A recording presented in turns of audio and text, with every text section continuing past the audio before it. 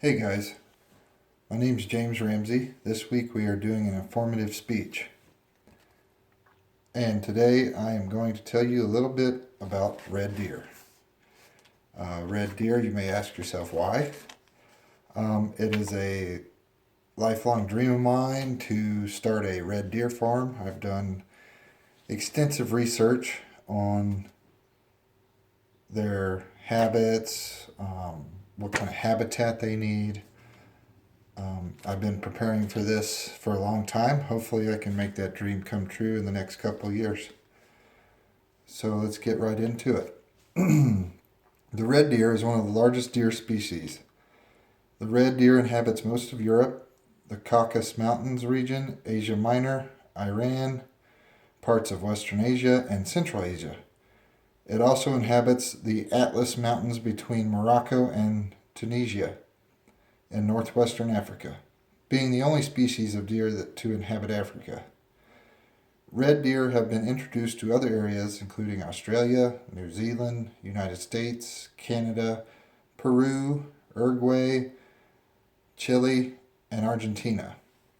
In many parts of the world, the meat, also known as venison, from red deer is used as a food source. Red deer are ruminants, characterized by a four-chambered stomach. Genetic evidence indicates the red deer are traditionally defined as a species group rather than a single species, although it remains disputed as to exactly how many species the group includes. The closely related and slightly larger American elk, or wapiti, native to North America and eastern parts of Asia, had been regarded as a subspecies of red deer, but recently it has been established as a distinct species. It is probable that the ancestor of all red deer originated in Central Asia and resembled sika deer. Although at one time red deer were rare in parts of Europe, they were never close to extinction. Reintroduction and conservation efforts, especially in the United Kingdom, have resulted in an increase of red deer,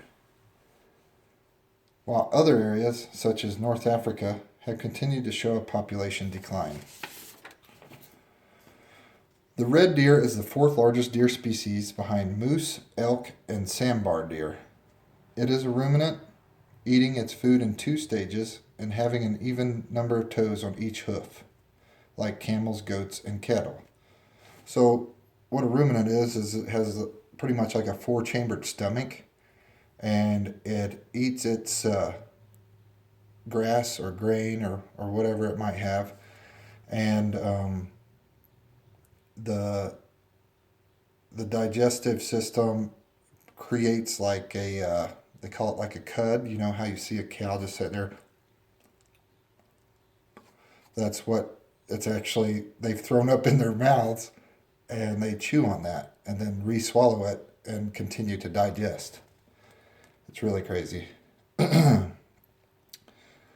But European red deer have relatively long tail compared to their Asian and North American relatives. Subtle differences in appearance are noted between the various subspecies of red deer, primarily in size and antlers, with the smallest being the Corsican red deer found on the islands of Corsica and Sardinia, and the largest being the Caspian red deer of Asia and the Caucasus region of the west of the Caspian Sea.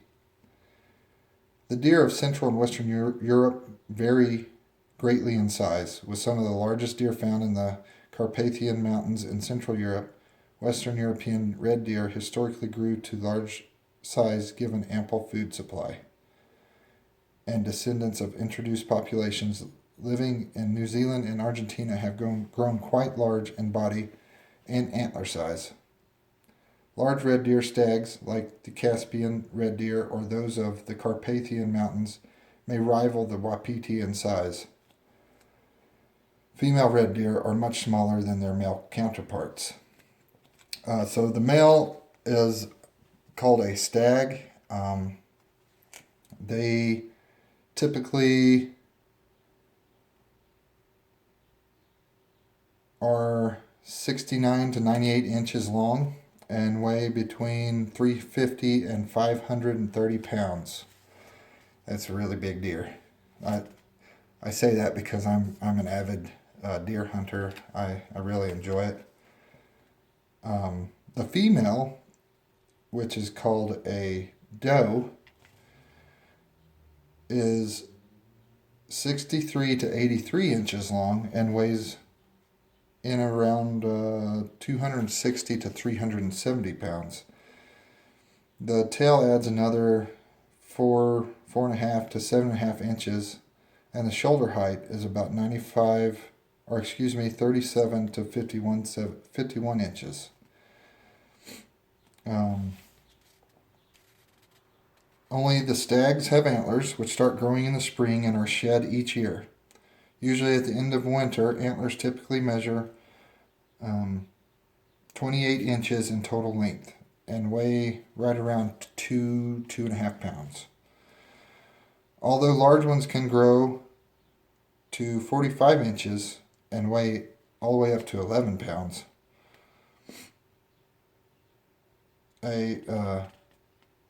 The antlers, they are completely made of bone.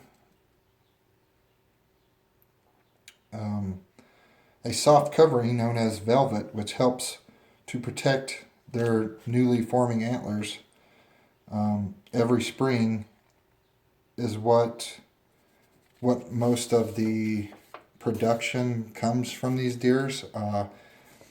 Apparently, in Asia, they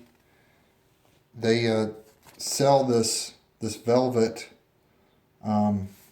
for holistic medicines, and there's a variety of reasons why red deer are held in captivity, and that's one of them. The meat of the deer is another reason. Right now, the market is really huge on the East Coast. I don't know if anybody's from the East Coast, but it's a fairly rare meat, or not. Excuse me, not rare, but lean meat. It's very healthy for you. Probably twice as healthy as beef.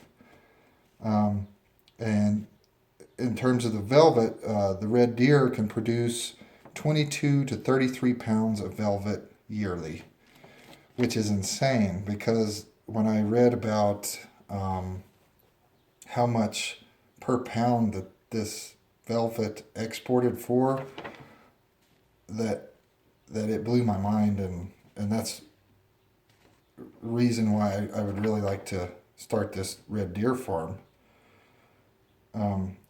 It approximately goes for $500 a pound over in Asia, and it's just insane because you just walk around out in the field and pick it up after it's fallen off the deer's antlers. But in closing, I want to be a red deer farmer in the near future, because everything in these animals' lifespan creates profit, and that's what business is about nowadays. The only works cited I have are Wikipedia. A lot of the rest of it's been from personal experience of my own, visiting other red deer farms to try to get an idea of what I wanted to do in the near future. I hope everybody's having a good week. 2 more weeks left. Let's go. Let's get it over with, right? All right. See y'all later.